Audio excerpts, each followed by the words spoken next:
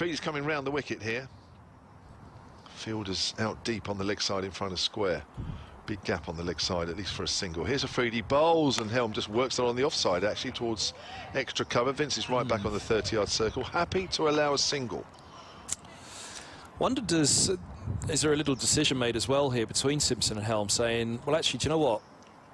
If we're going to take a risk right now, maybe the man to take the risk is Helm. Because, again, if Simpson's there in the 19th, 20th over, Middlesex are going to be very close.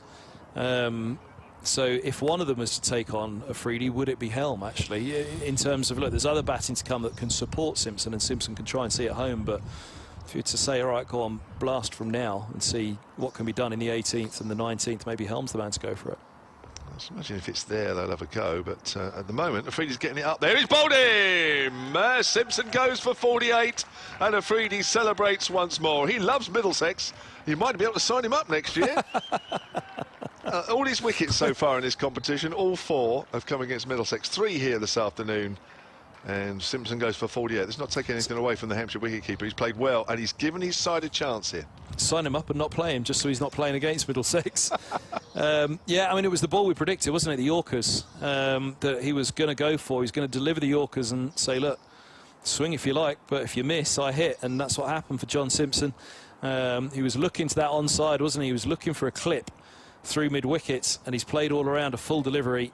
And 48 for him. I don't think he ever made it to 50 in the blast. He's been out a couple of times high in the 40s, but he hasn't made a 50 yet in the blast this season. And he won't make one now, indeed, the last game. But Captain Finn comes out to join Helm on 12, and there's no choice that Helm's the man to swing for those shots. And that's what I just felt, you know, if Helm was to fall swinging, then, you know, Simpson's still there. Pressure's still on Hampshire. Pressure swings massively back to Middlesex now.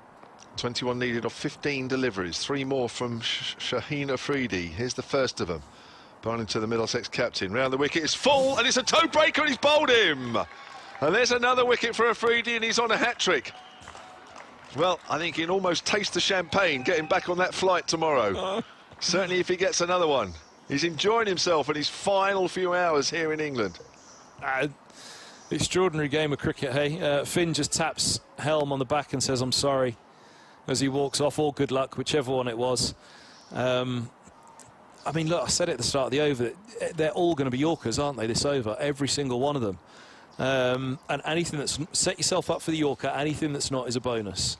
Brilliant over from Afridi, absolutely brilliant. Wallaluita comes out to bat. He knows one end of the bat from the other, but you remember that shot, his first in first-class cricket, his first innings. He walked down the wicket first ball and missed it, didn't he? Yes.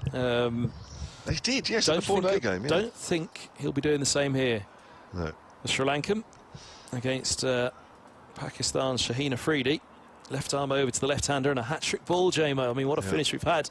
But I turned up and first line on air. Oh, this is rubbish. There's nothing on the game. We've had a good game of cricket. We have. There might still be a twist yet. 21 needed, but the balls are starting to run out now. 14 balls. Here's the hat-trick ball for Afridi. Comes in now and bowls. And Wallaluita's bowled, and there it is. And there it is. Oh, my word, he celebrates looking up to the heavens. And if Afridi was frustrated in the games up until now with not picking up enough wickets, he's certainly made up for it here. His teammates come in and celebrate. Not too close, of course. But Afridi, 5 for 19.